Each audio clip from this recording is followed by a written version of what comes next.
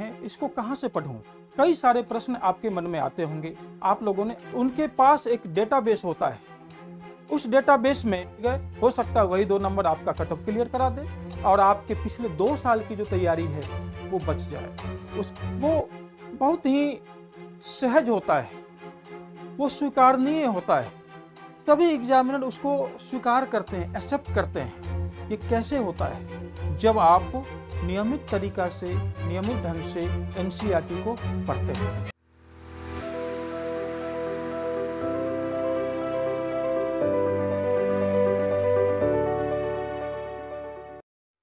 हाल ही में यूपीएससी प्रारंभिक परीक्षा हुई थी 2023 की।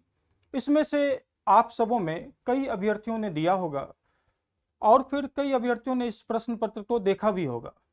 प्रश्न पत्र देखने के बाद आपको ऐसा लगा होगा कि क्या यूपीएससी अब ऐसा ही प्रश्न पूछेगी? ये प्रश्न आखिर बनाया कैसे जाता है? इन प्रश्नों में जो तथ्य पूछे जाते हैं वो तथ्य आखिर होते कहाँ से हैं? कई लोग कहते हैं कि ये बेतुके तर्क हैं, यूपीएससी निकालना अब असाध्य सा हो गया है, ये एक लक फैक्टर है, जिसने अधिक तुक्का लगाया उसने प्रीलिम्स निकाल लिया। या फिर ये जो बेतुके तर्क हैं इसको कहाँ से पढूं? कई सारे प्रश्न आपके मन में आते होंगे, आप लोगों ने आपस में बात करते हुए सुना होगा। दोस्तों, यूपीएससी की परीक्षा में जब प्रश्न का निर्माण किया जाता है, पूरी तैयारी के दौरान एनसीईआरटी की पुस्तकें एक अहम रोल अदा करती है, इसकी एक अहम भूमिका होती है। नमस्कार दोस्तों, मैं रवीश आप सबों का स्वागत करता हूं तथास्तु आईसीएस के यूट्यूब चैनल पे। और आज हम सभी जानेंगे कि यूपीएससी की तैयारी में एनसीईआरटी कैसे एक अहम रोल अदा करता है, इसकी क्या भूमिका होती है। इससे पहले हम सभी जानेंगे कि एनसीईआरटी की जो पुस्तकें होती है उसको बनाने में कितने शिक्षाविद होते हैं। भारत के अलग अलग यूनिवर्सिटी के अलग अलग प्रोफेसर्स जो अपने जीवन भर का जो उनका ज्ञान का संग्रह होता है वो एनसीईआरटी के पुस्तकों में डाल देते हैं। हाल ही में 19 सदस्यीय समिति का गठन एनसीईआरटी के द्वारा किया गया है और इनका कार्य है कि पूरे भारत में नई शिक्षा नीति को लागू करना। अब आइए हम सभी जानते हैं कि एनसीईआरटी पुस्तकों को जब बनाया जाता है, जब उसके पाठ्यक्रम को अलग तरीके से एक निर्माण किया जाता है, तो इसमें कितने शिक्षाविद होते हैं, उनका अनुभव होता है, उनके पूरे रिसर्च होते हैं, पूरा अनुसंधान किया जाता है। आइए कुछ ऐसे शिक्षाविद के बारे में हम सभी जानते हैं, जब जानकर आपको एक अच्छा लगेगा कि ऐसे ऐसे विद्वान, इतने इतने शिक्षाविद जिनका पूरा अनुभव एनसीईआरटी को बनाने में लगा हुआ होता है। इसलिए यूपीएससी के लिए या अन्य सरकारी परीक्षाओं के लिए भारत में, चाहे वो किसी भी राज्य का लोक सेवा आयोग हो या फिर कर्मचारी चयन आयोग का एग्जाम हो या फिर शिक्षक भर्ती का परीक्षा हो, सभी परीक्षाओं में एनसीईआरटी के जो तर्क होते हैं, जो तथ्य होते हैं, उनका जो महत्व है बहुत अधिक होता है। आप यहां देख सकते हैं एमसी पंत जो नेपा के चांसलर और समिति प्रमुख हैं, मंजुल भार्गव जो प्रतिष्ठित प्रोफेसर हैं, विवेक देब्रॉय जो अर्थशास्त्री और प्रधानमंत्री की आर्थिक सलाहकार परिषद के अध्यक्ष भी हैं, चामु कृष्ण शास्त्री, आप इनको भी जानते होंगे, सुधा मूर्ति जी, इनको तो आप अवश्य जानते होंगे। फिर आप संजीव सान्याल जी के बारे में जानते होंगे, अर्थशास्त्री हैं और आर्थिक सलाहकार परिषद के सदस्य भी हैं। एमडी श्रीनिवास नीति अध्ययन केंद्र के अध्यक्ष भी हैं, इनके बारे में आप अवश्य जानते होंगे। अब आप ही सोचिए, जब इतने शिक्षाविद मिलकर एक पुस्तक को बनाते हैं, उसके पाठ्यक्रम को बनाते हैं, तो क्या वह साधारण सा पाठ्यक्रम होता है? क्या उसके महत्व नहीं होते हैं? क्या वो सरकारी परीक्षा के जो परीक्षक होते हैं, जो प्रश्न पत्रों का निर्माण करते हैं, क्या उनके नज़र से अछूता रहता होगा? नहीं। अब ये आपके समक्ष क्लियर हो गया होगा, साफ हो गया होगा कि नहीं, उनसे ये अछूता नहीं रहता है। अब तक हम लोगों ने समझ लिया कि एनसीईआरटी के पाठ्य पुस्तक के निर्माण में, उसके पाठ्यक्रम को बनाने में भारत ही नहीं, भारत के बाहर से भी कई शिक्षाविदों का सहयोग लिया जाता है। उसमें शिक्षाविद यानी कि एजुकेशनिस्ट, एकेडमिशियन, सबों का सहयोग होता है। तो जब इतने शिक्षाविद मिलकर एक पुस्तक का, एक पाठ्यक्रम का निर्माण करते हैं, तो कैसे वो यूपीएससी के एग्जामिनर के नज़रों से छूट जाएगा। आइए जानते हैं कि यूपीएससी के तैयारी में एनसीईआरटी कैसे एक अहम भूमिका निभाता है। दोस्तों, यूपीएससी की तैयारी में एनसीईआरटी आपके लिए एक विषय संग्रह तैयार करता है। ये विषय संग्रह क्या होता है? विषय संग्रह का मतलब हुआ डेटाबेस। यूपीएससी या फिर अन्य प्रतियोगी जो परीक्षाएं होते हैं, उसके जो परीक्षक होते हैं, एग्जामिनर होते हैं, जब वो क्वेश्चन फ्रेम करते हैं तो उनके पास एक डेटाबेस होता है। उस डेटाबेस में कई सारे तथ्य होते हैं, तथ्यों का संग्रह होता है। और वो तथ्य कहाँ से आते हैं? वो एनसीईआरटी से आते हैं। यदि आपने एनसीईआरटी के पुस्तकों को ठीक से पढ़ लिया, उसका नोट्स बना लिया, उसको बार बार आपने रिवाइज कर लिया, इसका मतलब जो तथ्य संग्रह यानी कि जो डेटाबेस एग्जामिनर के पास है, हूबहू तो मैं नहीं कह सकता हूं, लेकिन कुछ वैसा ही अनुरूप वो डेटाबेस आपके पास भी होगा। और इस प्रकार से आप आसानी से उन तथ्यों को याद कर सकते हैं। तो ये पहला काम होता है। दूसरा होता है समग्र परिचय। आप में से कई अभ्यर्थी हो सकता है विज्ञान के बैकग्राउंड से, पृष्ठभूमि से आते हों, या कई अभ्यर्थी मानविकी जो विषय है, इतिहास है, समाज शास्त्र है, राजनीति शास्त्र है, इस पृष्ठभूमि से आते हों। तो जो मानविकी ह्यूमैनिटीज बैकग्राउंड से आते हैं, पृष्ठभूमि से आते हैं, उनको साइंस पढ़ने में कभी कभार दिक्कत होती है। जो साइंस के विद्यार्थी हैं उनको मानविकी के विषय पढ़ने में दिक्कत होती है। लेकिन एनसीईआरटी क्या करती है? आपको बड़े ही साधारण स्तर से लेकर एक विशिष्ट स्तर पर सहजता से पहुंचाने का काम करती है। इसके दौरान क्या होता है? सारे तथ्य एक सुनियोजित ढंग से आपके पास आता है, वो कंसेप्ट क्रिएट करता है और उस कंसेप्ट से आप अपने अंडरस्टैंडिंग को डेवलप करते चले जाते हैं, अपने समझ को विकसित करते चले जाते हैं। ये एनसीईआरटी का अहम भूमिका होता है आपके तैयारी में। तो आपको सभी विषयों से एक समग्र परिचय कराने का काम एनसीईआरटी करता है, चाहे वो अर्थशास्त्र हो, राजनीति शास्त्र हो, समाज शास्त्र हो, इतिहास हो, विज्ञान हो, सभी विषयों का समग्र परिचय सहजता से एक विशिष्ट परिचय तक एनसीईआरटी के द्वारा ही संभव है। इसलिए एनसीईआरटी जरूरी है। तीसरी बात है पारिभाषिक शब्दावली। दोस्तों, ये बहुत महत्वपूर्ण होता है किसी भी परीक्षा की तैयारी में। जब भी आप मेंस का आंसर लिखते हैं, मेंस में चाहे जीएस का उत्तर हो या फिर एस्से लिखते हो या फिर आप साक्षात्कार में जाएंगे, इंटरव्यू में जाएंगे, तो वो ये चाहते हैं कि आप उस विषय का जो पारिभाषिक शब्दावली होता है उसका निर्माण उत्तर लेखन में करें। अब ये पारिभाषिक शब्दावली आप कैसे पढ़ेंगे? होता क्या है, जब हम लोग वन लाइनर याद करते हैं तैयारी में, अब जिस तरीके से प्रीलिम्स में क्वेश्चन पूछा जाने लगा है यूपीएससी में, अब कई अभ्यर्थी वन लाइनर याद करना शुरू कर देंगे। इस वन लाइनर में क्या होता है, सबसे बड़ा नुकसान उनका, वो पारिभाषिक शब्दावली नहीं समझ पाते हैं। प्रीलिम्स तो जैसे तैसे मान लीजिए उनका निकल गया, वो मेंस में जाकर फिर रह जाते हैं। परंतु जब यूपीएससी की तैयारी के दौरान आप एनसीईआरटी का गहन अध्ययन करते हैं, तो एनसीईआरटी पुस्तकों को लिखते समय जिस पारिभाषिक शब्दावली अर्थात टेक्निकल टर्म्स जो लिखे जाते हैं, उसके माध्यम से यदि कंसेप्ट आपके मस्तिष्क में सेट करता है, आप अंडरस्टैंडिंग डेवलप कर पाते हैं, तो आप आसानी से यूपीएससी के एग्जाम में शब्द के साथ वाक्य निर्माण कर सकते हैं। और यदि आपने वाक्य निर्माण करना सीख लिया तो मेंस आपके लिए सहज हो जाता है। इसलिए एनसीईआरटी का अध्ययन करना बहुत आवश्यक है। तो पारिभाषिक शब्दावली आपने समझ लिया। अब देखते हैं प्रामाणिक सूचना के बारे में। ये प्रामाणिक सूचना क्या होता है? दोस्तों, आप लोग कई बार सुने होंगे कि परीक्षा के बाद कई अभ्यर्थी ये प्रश्न उठाते हैं कि ये तथ्य सही नहीं है या ये तथ्य गलत है। जब ऐसा कुछ असमंजस हो जाता है तो कई बार वो जो केस होता है कोर्ट में चला जाता है, और कोर्ट जब बाद में निर्णय करती है तो वो देखती है कि ये जो तथ्य है उसका प्रामाणिकता क्या है, और उसकी प्रामाणिकता का आधार एनसीईआरटी के तथ्य को माना जाता है। इसलिए यदि आप अपने तैयारी के समय में एनसीईआरटी के तथ्य को ठीक से समझ लेते हैं, याद कर लेते हैं और अपने उत्तर में लिखते हैं, बार बार उसका रिवीजन करते हैं, तो क्या हो जाएगा, आपके उत्तर में तथ्यात्मक जो तथ्य होते हैं अर्थात प्रामाणिकता के साथ जो तथ्य होते हैं वो आपके उत्तर में झलकने लगेंगे, दिखने लगेंगे और आप एक बेहतरीन उत्तर लिख पाएंगे।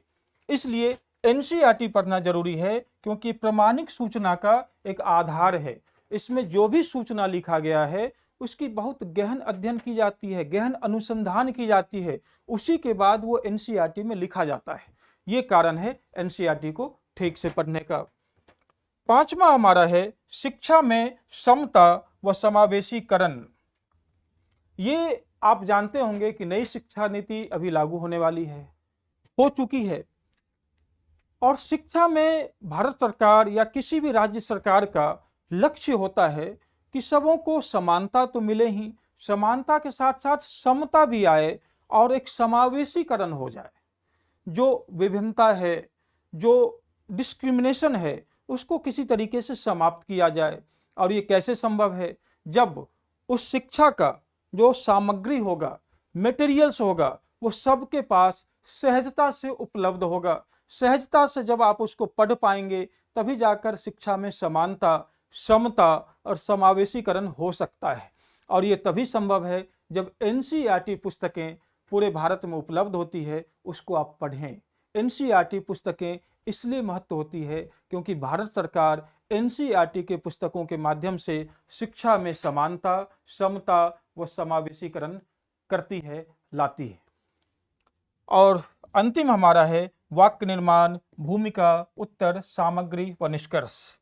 ये भूमिका, मेंस का जब आप उत्तर लिखेंगे तो इंट्रोडक्शन, आपको किसी भी प्रश्न को लिखने के लिए इंट्रोड्यूस करना पड़ेगा, उसका भूमिका बनाना पड़ेगा।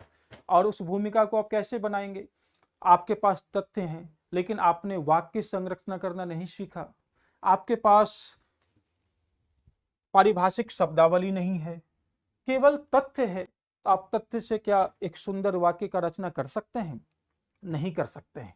लेकिन यदि आपने बड़े ही सुलभ तरीके से, सुंदर ढंग से एनसीईआरटी के पुस्तकों को पढ़ा है, तो एनसीईआरटी क्या करेगा, आपके तैयारी में एक वाक्य रचना का जो आधार होता है वो विकसित कर देगा और आप आसानी से कठिन तथ्यों को, कठिन से कठिन बातों को एक सुंदर शब्द के माध्यम से एक सुंदर वाक्य का रचना कर सकते हैं। इसलिए ये जरूरी होता है। वाक्य निर्माण में भूमिका को बनाने में मदद करेगा। उत्तर सामग्री अर्थात जो उत्तर के बॉडी पार्ट होते हैं, जो जहां पे आप कंटेंट लिखते हैं इंट्रोडक्शन के बाद, उसमें आपको मदद करेगा हेडिंग्स बनाने में। हेडिंग्स के बाद जो आप मुख्य बिंदुएं लिखते हैं, मुख्य बिंदुओं के बाद जब उसका आप थोड़ा सा एक्सप्लेनेशन करते हैं, विस्तारीकरण करते हैं, ये सब मदद करेगा आपको जब आप एनसीईआरटी को ठीक से पढ़ते हैं।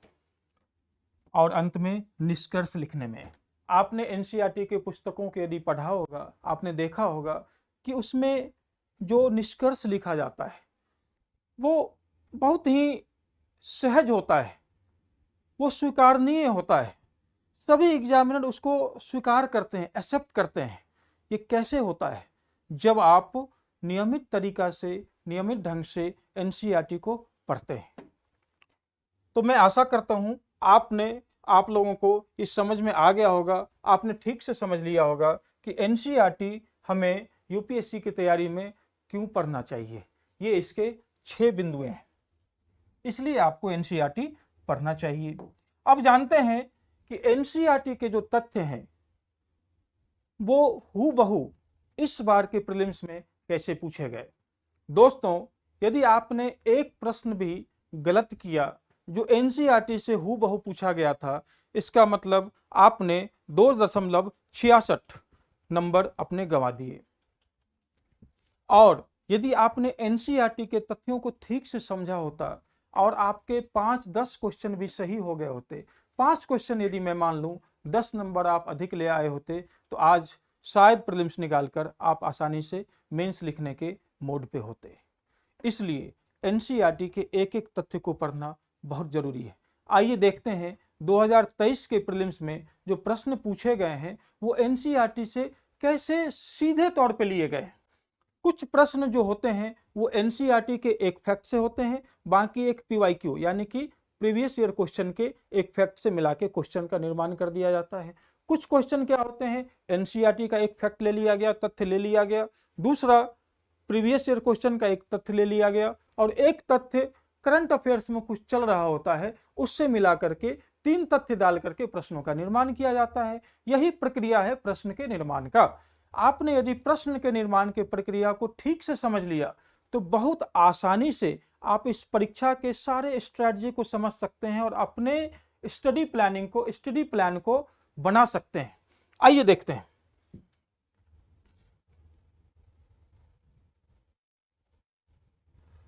आपने ये प्रश्न देखा होगा, धानीकटक जो महासंघिकों के अधीन एक प्रमुख बौद्ध केंद्र के रूप में समृद्ध हुआ, निम्नलिखित में से किस एक क्षेत्र में अवस्थित था।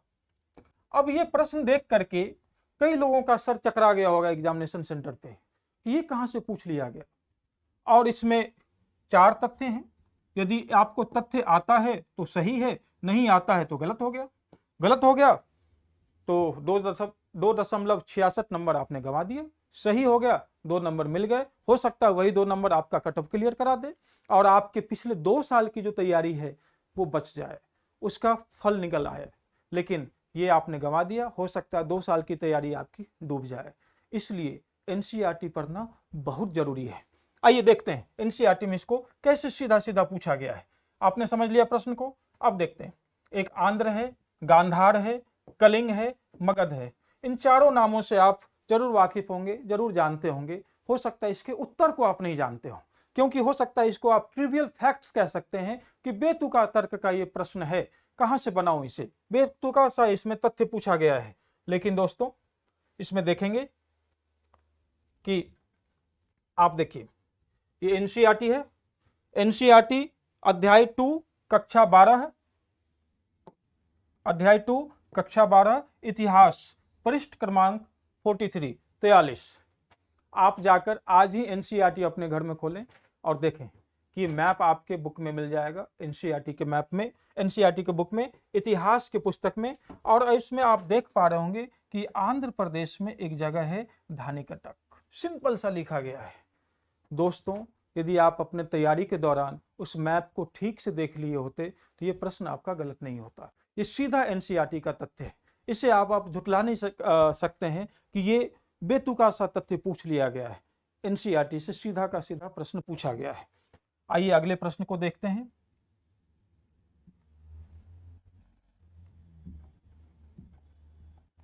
अगला प्रश्न है हमारा, प्राचीन भारत के संदर्भ में निम्नलिखित कथनों पर विचार कीजिए।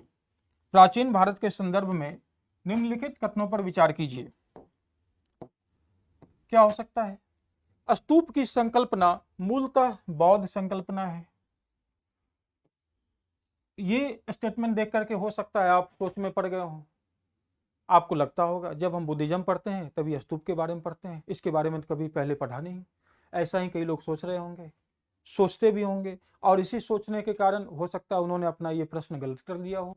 फिर अगेन क्या हुआ होगा, 2.66 नंबर उन्होंने अपना गंवा लिया। दूसरा है, स्तूप आमतौर पर अवशेषों का निक्षेपागार हुआ करता था, यानी कि होता था। बौद्ध परंपरा में स्तूप एक संकल्प अर्पित या स्मारक संरचना होती थी। ये 3 स्टेटमेंट आपके सामने है, 3 बिंदु को रखा गया आपके सामने। प्रश्न है, इसके उपयुक्त में से कितने कथन सही हैं? केवल 1, केवल 2, सभी 3, और होगा कुछ नहीं, ऐसा ही कुछ होगा, कोई भी नहीं। अब इसे देखते हैं कि एनसीईआरटी ने इस तथ्य को कहां से उठाया। दोस्तों 100 प्रश्न में 20 से 25 प्रश्न ऐसे होते हैं जो एनसीईआरटी से हूबहू उठा के पूछे जाते हैं। बाकी कुछ प्रश्न एनसीईआरटी और प्रीवियस ईयर क्वेश्चंस को मिलाकर पूछे जाते हैं। बाकी कुछ प्रश्न एनसीईआरटी के कुछ फैक्ट्स हो गए, प्रीवियस ईयर क्वेश्चन से कुछ उठा के डाल दिया गया, और कुछ जो समसामयिक घटना से जुड़ा हुआ होता है, अर्थात करंट अफेयर्स से जुड़ा हुआ होता है, उसको मिलाकर बना दिए जाते हैं। और 5-7 प्रश्न ऐसे होते हैं जो ना एनसीईआरटी में होता है, ना प्रीवियस ईयर क्वेश्चंस में होता है, और समसामयिक घटना में भी ऐसा होता है जो शायद आप पूरे कोचिंग इंस्टीट्यूट के करंट अफेयर्स को पढ़ लिए हो फिर भी वो ना मिला हो आपको, वो जानबूझकर परीक्षा में दिए जाते हैं ताकि इस परीक्षा की जो अनिश्चितता है उसको बनाया जा सके। लेकिन उससे आपको डरना नहीं है, क्योंकि पूरा तो बनाना ही नहीं है। आपने यदि 50-60 क्वेश्चन भी सही कर लिए तो आप हंसते खेलते प्रीलिम्स के कट ऑफ को क्लियर कर लेंगे। आइए देखते हैं, ये प्रश्न आपने देख लिया। ओके, अब देखते हैं कि एनसीईआरटी में कैसे ये चीज लिखा हुआ है। स्रोत है इसके भारतीय इतिहास के विषय भाग 2 पृष्ठ संख्या 96 घर जाकर आप इसको जरूर देखिएगा। ओके, यहां आप देख सकते हैं कि स्तूप क्यों बनाए जाते थे। ऐसे अन्य जगहें थी जिन्हें पवित्र माना जाता था। इन जगहों पर बुद्ध से जुड़े कुछ अवशेष, ऐसे उनकी अस्थियां या उनके द्वारा प्रयुक्त सामान गाड़ दिए गए थे। तो यहां से आपको मिल गया अस्थियां। अब आप धीरे धीरे जब इसको पढ़ेंगे तो इससे आपको मिल जाएगा इसमें और क्या पूछा गया है, इसमें किस तरीके से आपके प्रश्नों को बनाया गया है, क्या तथ्य हैं। स्तूप बनाने की परंपरा बुद्ध से पहले भी थी। यहाँ इस लाइन को जब आप पढ़ेंगे तो स्तूप बनाने की परंपरा बुद्ध से पहले की रही होगी, लेकिन वह बौद्ध धर्म से जुड़ गई, स्पष्ट रूप से एनसीईआरटी में लिखा गया है। अब आप कैसे कहेंगे ये एक ट्रिवियल फैक्ट है, बेतुका सा तथ्य है? नहीं कह सकते हैं। जब एनसीईआरटी के पुस्तकों में लिखा गया है, और मैंने पहले ही आपको बता दिया कि एनसीईआरटी के पुस्तकें बहुत सारे शिक्षाविद, एकेडमिशियंस, प्रोफेसर्स सभी मिलकर लिखते हैं, और वो क्या होता है, प्रामाणिकता का आधार होता है। सभी एग्जामिनर्स के लिए वो क्या होता है, डेटाबेस होता है। वो वहां से क्वेश्चंस बनाने के लिए तथ्य उठाते हैं और कुछ नए प्रश्नों का निर्माण करते हैं। तो एनसीईआरटी यदि आपने छोड़ दिया तो फिर से आपने इस प्रश्न को गलत कर दिया। ठीक है, यहां इसको पढ़कर आप आसानी से इस प्रश्न को बना सकते थे। आइए आगे और देखते हैं। कई सारे प्रश्न हैं, मैं तो बस यूं कुछ आपको दिखाना चाहता था ताकि आपका ये जो भ्रम है कि यूपीएससी की तैयारी करने के लिए बहुत मोटे मोटे बड़े बड़े ऑथर्स का किताब पढ़ना होता है तभी जाकर ये निकल सकता है, लेकिन ये भ्रम मैं आपका ये आज दूर करना चाहता हूं कि एनसीईआरटी के पुस्तक को पढ़े बिना आप प्रीलिम्स नहीं निकाल सकते हैं। एनसीईआरटी की पुस्तकों को ठीक से पढ़े बिना आपका मेंस आसानी से नहीं निकलेगा। इसके लिए बहुत अथक प्रयास आपको करने पड़ेंगे, लेकिन जो चीज आपके पास सुलभता से है, आपके पास उपलब्ध है, तो क्यों ना उसका लाभ उठाया जाए।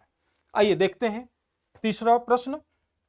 तीसरे प्रश्न में है, प्राचीन दक्षिण भारत के संदर्भ में कोरकई, पुम्पहार और मुचिरी किस रूप से सुविख्यात है।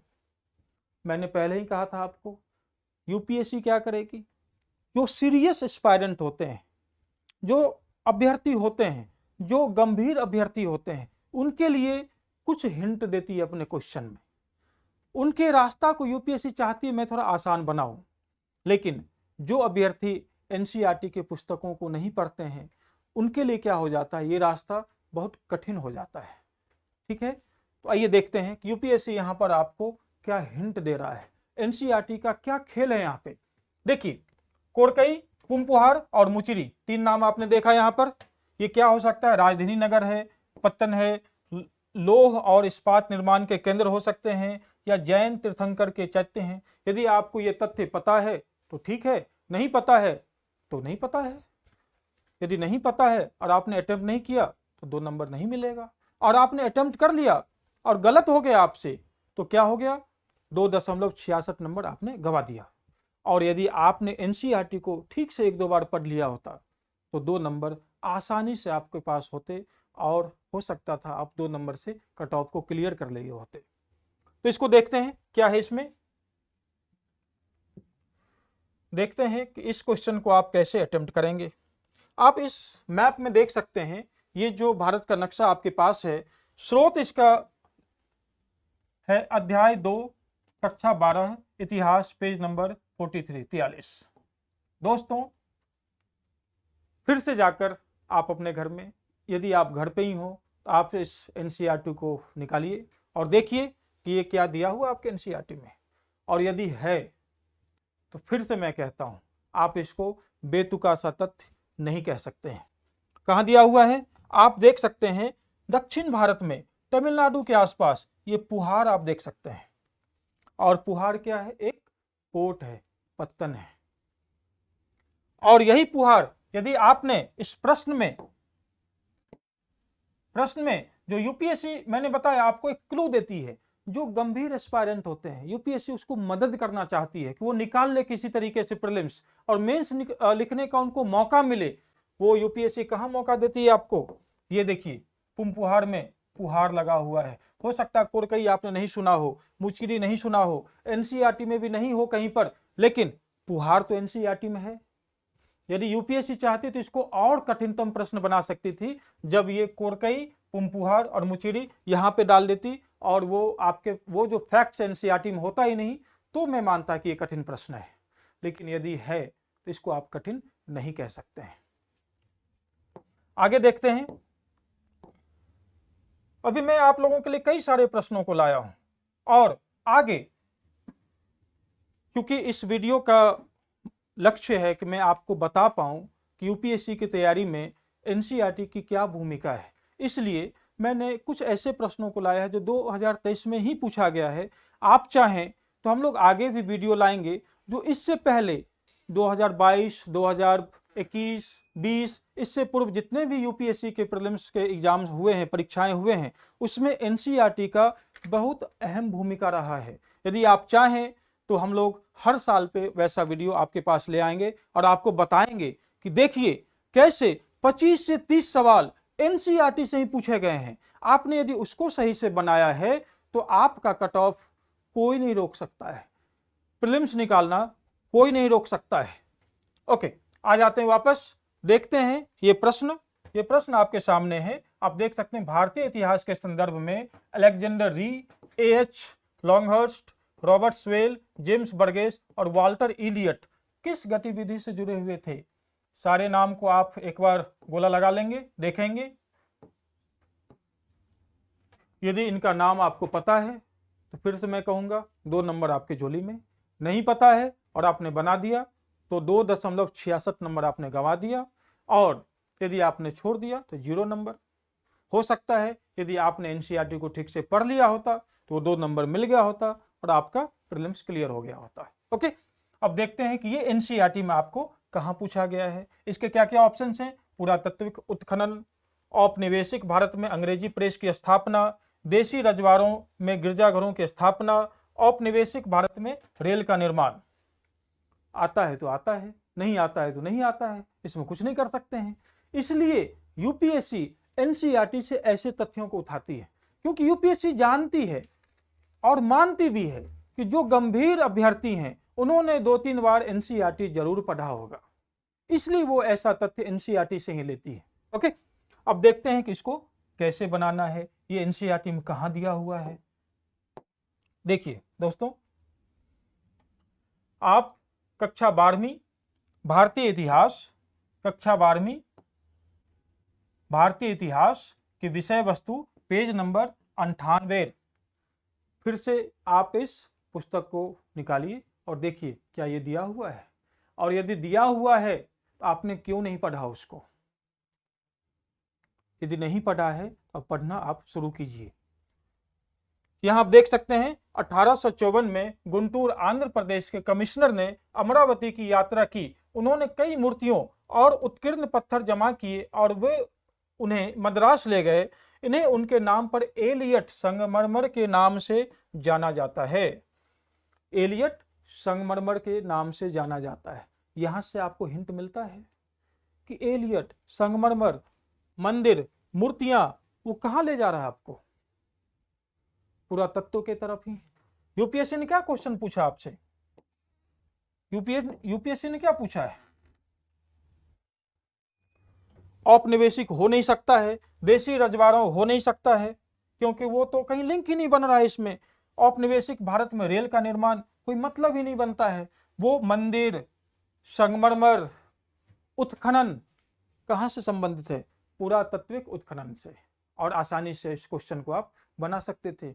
ये यूपीएससी में जरूरत होती है आपको एक माइंडसेट बनाने की, एक अपने तैयारी के दौरान एक ऐसा डेटाबेस कलेक्ट कर लेने का जो ऑथेंटिक हो, जिसका प्रमाण हो, प्रामाणिकता के आधार पर जो बनाया गया हो, और जो डेटाबेस एग्जामिनर भी यूज करते हो, जो परीक्षक होते हैं उनके पास भी वही डेटाबेस हो। इससे क्या हो जाएगा, आपकी तैयारी में और परीक्षक जब प्रश्नों का निर्माण करते हैं उस दोनों में एक समानता आ जाएगा और आप आसानी से उन तथ्यों का प्रयोग अपने परीक्षा में कर सकते हैं। ओके, आगे और प्रश्नों को देखते हैं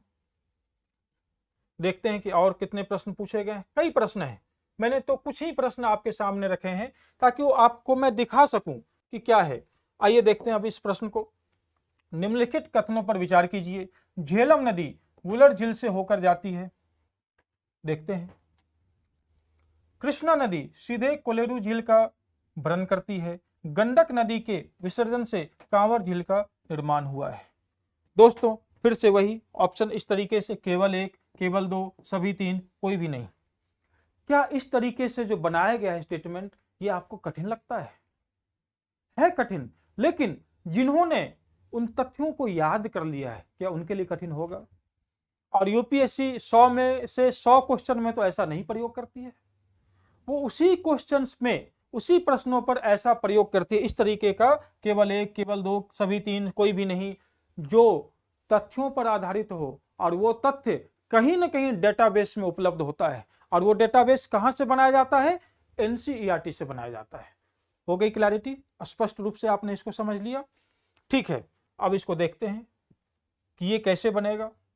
दोस्तों शुरुआत में मैंने आपसे एक चीज बताया था, यूपीएससी कई बार तो सीधा एनसीईआरटी से प्रश्न का निर्माण करती है, कई बार एनसीईआरटी के तथ्य के साथ जो पीवाईक्यू के तथ्य होते हैं, प्रीवियस ईयर क्वेश्चन में जो वो पूछे होते हैं पूर्व में, उसके कुछ तथ्य उठा लेते हैं, दोनों से मिलाकर उन्होंने क्वेश्चन का निर्माण कर दिया।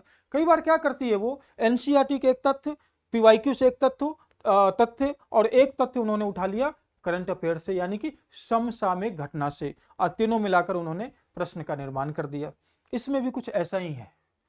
पहला आपको एनसीईआरटी में मिल जाएगा ये तथ्य कृष्णा नदी पे, गंडक नदी पे यूपीएससी ने पहले भी प्रश्न पूछ रखा है। अब जब पहले ही प्रश्न पूछ रखा है तो आसान, जाहिर सी बात है यूपीएससी उस पर क्या कठिन प्रश्न बनाएगी, क्योंकि यूपीएससी ये मानकर चलती है कि आपने एनसीईआरटी को ढंग से पढ़ा है। प्रीवियस ईयर क्वेश्चन के एक एक क्वेश्चन के साथ उसके जो स्टेटमेंट होते हैं, उसमें जो ऑप्शंस दिए हुए होते हैं, आपने उस पर गहन अन्वेषण किया है, रिसर्च किया है, अध्ययन किया है, और आपने उसका नोट्स भी बना लिया है और उसको बार बार रिवाइज किया है। ये तो यूपीएससी आपसे जरूर आशा रखती है, इस आशा पे आपको उतरना है। अब आगे देखते हैं ये कहां से है। आप देख सकते हैं कक्षा 11वीं भूगोल जल निकासी अध्याय पृष्ठ 25। फिर से आप अपने घर पे यदि हैं तो इस पुस्तक को उल्टाइए, खोलिए और देखिए उसमें है कि नहीं। ठीक है, इसमें आप देख सकते हैं झेलम जो सिंधु नदी की महत्वपूर्ण सहायक नदी है, इसी लाइन से ये प्रश्न बनाया गया है। देखिए आप सबूत को, ये एविडेंस है, इस साक्ष्य, इसलिए मैंने सोचा कि आपके सामने इस साक्ष्य को रखूं।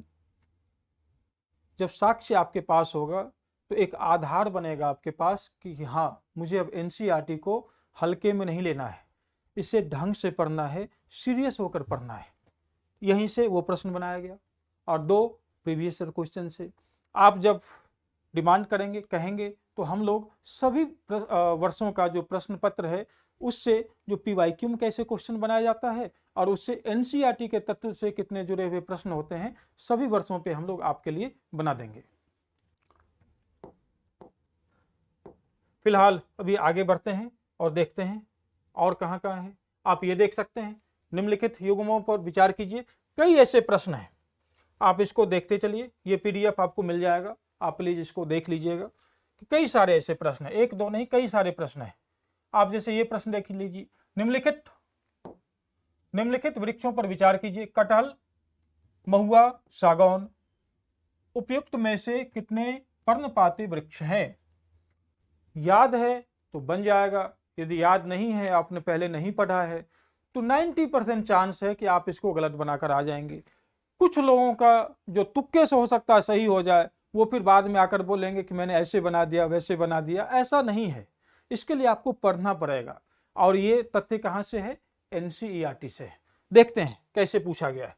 अब फिर दूसरी बात मैंने ये भी कहा था कि जो एनसीईआरटी से पूछा जाएगा और जो प्रश्न पीवाईक्यू पर बेस्ड होगा, यानी कि पूर्व में पूछे गए प्रश्नों पर आधारित होगा, उसका ऑप्शन यूपीएससी टफ बनाती है, मुश्किल से मुश्किल बनाती है, क्योंकि यूपीएससी ये आपसे आशा रखती है कि आपने इसको जरूर पढ़ा होगा। इसमें भी फिर से यूपीएससी केवल 1, केवल 2, सभी 3, कोई भी नहीं, ऐसा ही प्रयोग करेगी, क्योंकि यूपीएससी ने आपसे आशा रखा हुआ है कि आपने पढ़ा होगा। आइए देखते हैं ये प्रश्न कहाँ से पूछा गया आपसे। हूबहू यूपीएससी से, फिर से यूपीएससी ने एनसीईआरटी से उठा के आपसे पूछ लिया, और आप हो सकता है इसमें फंस गए हो, 2 नंबर कम हो गया होगा, फिर से आप लिस्ट से बाहर हो गए होंगे। भारत के भौतिक पर्यावरण प्राकृतिक वनस्पति अध्याय 5, भारत भौतिक पर्यावरण यानी कि फिजिकल हिस्ट्री, फिजिकल ज्योग्राफी जो है क्लास 11 का ज्योग्राफी का बुक है, उसके प्राकृतिक वनस्पति अध्याय 5 से ये प्रश्न उठाकर आपके लिए पूछा गया है।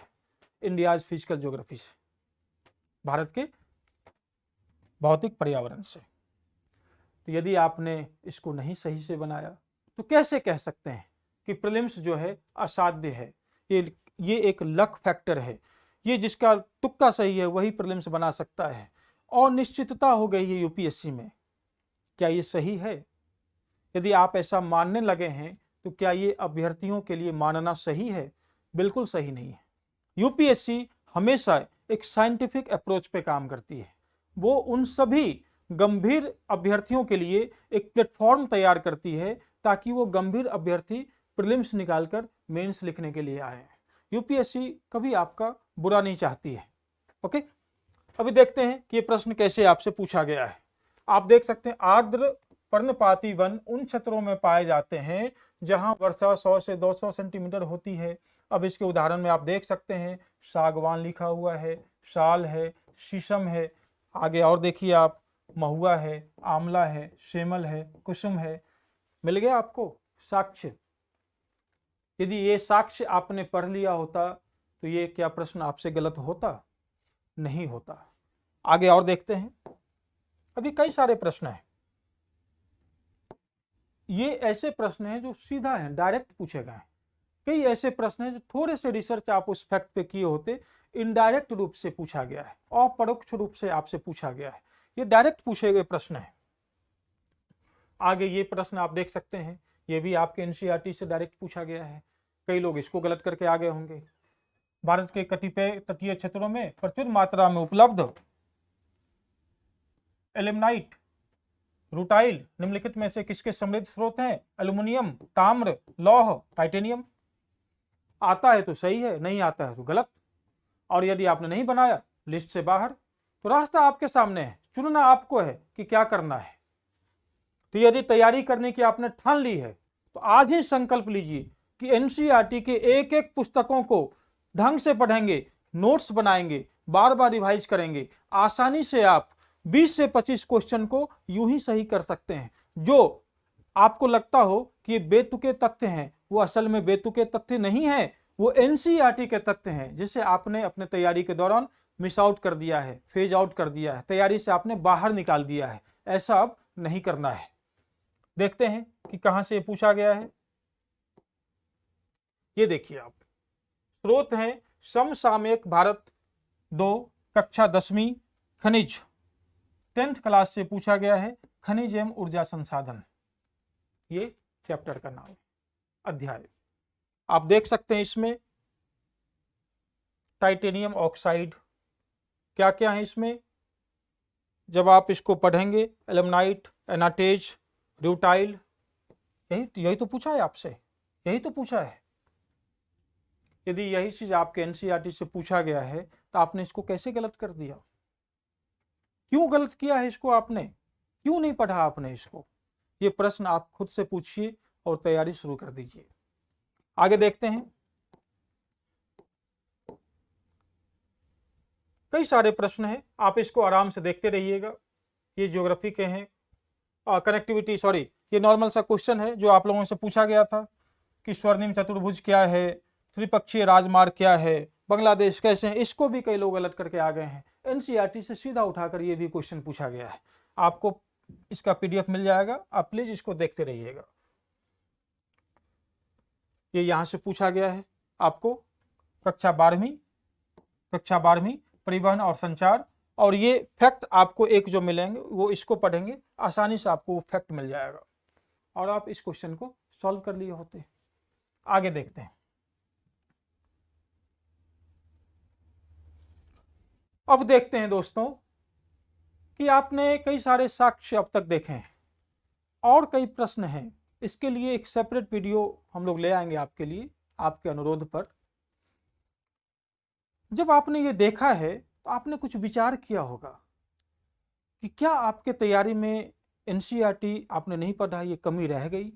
यदि रह गई तो घबराने की कोई ज़रूरत नहीं है, अब समय है। अब आप लोग इसको पढ़ना शुरू कर दीजिए, नोट्स बनाइए, और ये एनसीईआरटी की जो पुस्तकें हैं ये आपकी तैयारी में, यदि मैं हिंदी साहित्यकार रामवृक्ष बेनीपुरी जी के शब्दों में कहूँ तो ये आपकी तैयारी में नींव का पत्थर साबित होगा।